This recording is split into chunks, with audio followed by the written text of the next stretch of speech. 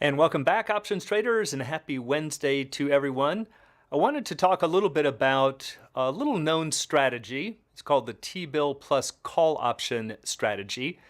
And my reason for sharing this isn't so much for the strategy, but is to show you a little bit of a surprise twist at the end. And it just gives you better insights into what you're really paying for with a call option.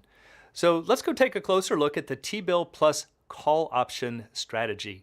And before we do, as always, please be sure to click like and subscribe. It goes a long way into promoting the channel and is always greatly appreciated. So what is this T-bill plus call strategy?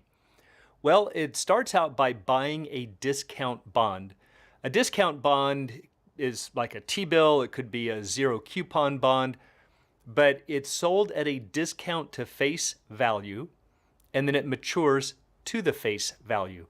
So they don't pay any interest in the interim, but the difference between what you pay and what you receive acts like interest. So the way that this strategy works is that the face value of the bond that you buy will be the strike price of the call. And then what you're going to do is you're going to buy this bond, and of course it will, or at least effectively, earn interest. Then you're going to buy the call, again the call that has the same strike as the face value of the bond. And the idea of the strategy is that the interest earned on this bond offsets the cost of the call. So in a way, traders kind of feel like they're getting something for nothing. Instead of buying the stock, they can buy this T-bill, let it earn some interest, and then that offsets the cost of the call. And then what they do is say, well, if the stock is above the strike at expiration, you can take the proceeds from the T-bill and exercise to buy the shares, because we know that the face value of that T-bill will equal the strike price. So you'll definitely have enough money sitting in that T-bill. On the other hand, if the stock is below the strike, well, then don't exercise, and at least you've salvaged the face value of the T-bill. Because if you had instead bought the shares, and in the worst case, the shares go to zero, at least you've got the face value of the bond. So it's a little bit of an insurance policy. Now, to understand more of the details of this strategy, we have to backpedal a little bit and talk about the time value of money. We've talked about this in other videos, but just for a little refresher, this is a very basic financial concept. There's really two basic valuations that we use for money. There's what's called the future value, and there is the present value. And so the value today at the present is the present value. The future value is the value that it will be given a risk-free interest rate. So let's say that the risk-free interest rate is 5%. Well, if that's true, if you have $100 in your pocket, that is the present value. It's the value of that money right now. However, if interest rates are 5%, we also know you could take that money, invest it, let's say, for a year, and have 105 in 1 year. That would be the future value of the money. And notice, to calculate that value, we simply multiplied by 1 plus the interest rate. 1.05 takes us straight to the answer of 105. Well, like any math problem, we can work it backwards. Notice if we multiplied, going from left to right, multiplied by 1.05, if we wanted to take a future value and bring it back to the present, we would divide by 1.05. So let's say that somebody owes you $105 in 1 year.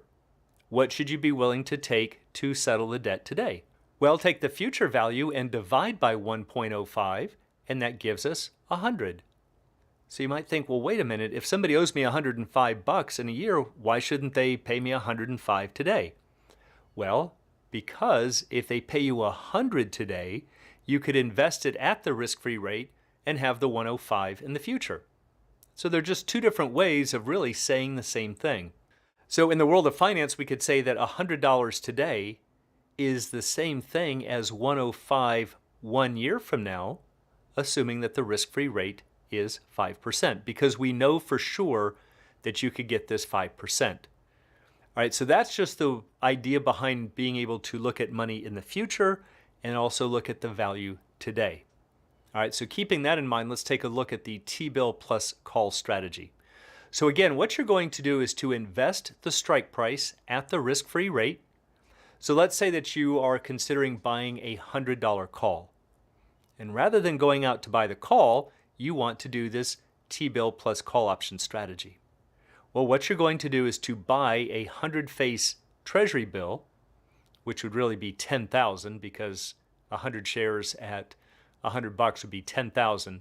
But I'm just going to put it in terms of $100. So you would have to invest $95.24 today. And that is found by taking 100 face divided by 1.05. We're still assuming the risk-free rate is 5%. So you would invest $95.24, and then in 1 year, it will be worth 100. It'll be worth that strike price. So effectively, you are earning the difference of $4.76 in interest. So let's say we go out and we buy this call option. Now I'm going to use a $100 strike, 1 year, 5% interest, and 20% volatility. And it tells us that the price of this call in a pricing model is worth $10.33. So now this is where the traders think, oh, I'm again kind of getting something for nothing. Instead of spending $10.33, I'm spending $10.33, but I'm getting $4.76 back, kind of like a rebate. So once we do that and we subtract out the $4.76, effectively I'm only paying $5.57 for the call option, which is a whole lot better than $10.33. And again, the reason is that we are reducing the cost by the amount of interest. So that's the idea behind the T-bill plus call strategy. So in traders' minds, this is what they're thinking. Well, I would have spent $10.33 on the call. This would have been my maximum loss over here at $10.33. But because instead I bought the T-bill and I earned $4.76 in interest, I have effectively shifted this risk graph up, and now my maximum loss is $5.57. So again, that's kind of the lure of the strategy. Well, is that really true? Do we kind of capture something for nothing here? Are we really paying only $5.57 instead of $10.33? So if we go over to a pricing model, here we have the stock at 100, the strike at 100, 360 days to expiration, 20% volatility, and 5% risk-free interest. And the pricing model says that the call is worth $10.33. That's what I've been using in this example. Well, what do you suppose the value of the put is? Well, under these conditions, it's $5.57. It's the effective price of the call once we back out the interest rate. So see, there really are no freebies. We could either buy the stock and forego the interest, and then we just buy the put for $5.57, or if we want to try to do it in a roundabout way, we invest the cash, buy the call, and then let the interest offset the price of the call, in which case you're right back to the price of the put.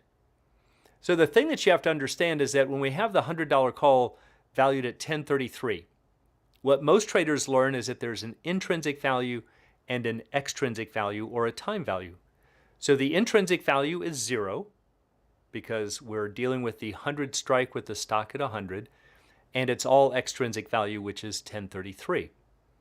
But as you get more advanced with options trading, you should learn to break the extrinsic value into two component parts. There is a cost of carry, in this example, $4.76, and the balance of that is what you're really paying for the volatility. So we kind of have to back this out. And we're saying what you're really paying for the insurance policy is $5.57. So watch how this works. Let's go back to 20% volatility. We saw the call at $10.33, the put at $5.57. If we back out the interest, look at that. We have exactly the same value as the put, and that is what you're paying for the volatility. The interest is really something separate, but yet traders look at it as making it a very expensive option.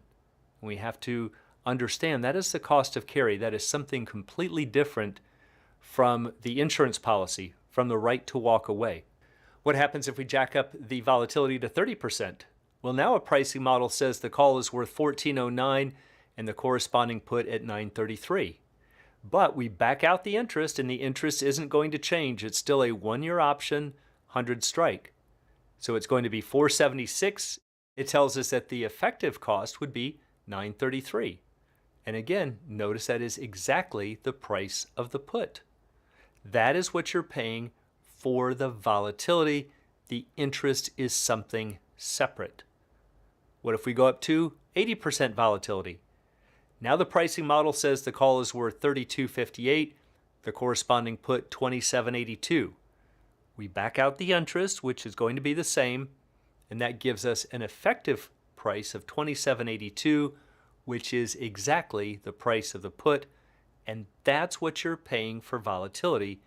The interest is something separate. So one of the things that I always teach traders, and I've hammered the point home many times in these videos, is that calls are puts and puts are calls. Anything you can do with a call, you can do with a put. But sometimes we get illusions because of this cost of carry. So what we've learned here from the T-bill plus call strategy is that if you own the shares, sure, go ahead and buy the puts, and that will give you a synthetic call. But if you don't own the shares, you might as well buy the call. And that way, if the thing completely blows up, at least you've got the cash that you didn't spend to buy the shares, which is effectively the same thing as putting it into a T-bill. But we have to remember that some of the call's premium is due to the cost of carry on the exercise price. That's one of the keys. And this is again why so many traders misinterpret strategies. So, for example, like the stock replacement strategy. So let's look at an extreme example. Let's say the stock is at 400. You go to a very deep in the money strike, maybe a 280, 1 year to expiration, 30% volatility, and 5% interest. Look at the price of this call, $137. And traders go, there is no way I would spend $137 on a call option. You're not. A lot of this is from the cost of carry on the exercise price. And the bigger that exercise price gets, and or the longer the time to expiration, or the higher the interest rates, the higher the cost of carry becomes. So one of the little tricks you can do is say, well, let me look across the board at the corresponding put. This is really what you're paying for the insurance policy. Because just like we showed before, if we calculated the interest and subtracted it off of here, we'd come up with exactly $385. This is the cost of the option, or the right to walk away, and it's really just a little over 1 cent per day. So if you were to buy this strike right here, the 280 strike with 1 year, even though traders think they're buying a ridiculously expensive option, it's not really even an option. Look at this. You can barely tell the call option, which is in red, apart from the stock, which is in black. The call option underperforms the stock out here by just a little bit. That's the 385 value of the put right there. But you can see it's just almost nothing. However, if the stock price does fall, look what happens. The call's price starts to level off. And that's gamma coming to your rescue. So we've got this benefit right here where the call option starts losing a lot less if things go against us. But if things go in our favor, really it's no different than just holding shares of stock. We're just doing it for a lot less money. So hopefully that gives you a nice little roundabout way of understanding why when we buy deep in the money calls, you're not really spending money on an expensive option. It's just the opposite. It's a lot of cash, it's a lot of intrinsic value, but very little optionality or extrinsic value. And one of the easiest ways to show that is to take a closer look at the T-bill plus call option strategy. And for anyone who'd like to learn more about the arts and science of options trading, please check out the Alpha Trader course, Strategy Lab, and a brand new candlesticks and technical analysis class. It's all at optionsatoz.com. Also, please join us on Options A to Z's Facebook trading group, and you can find a link in the description below.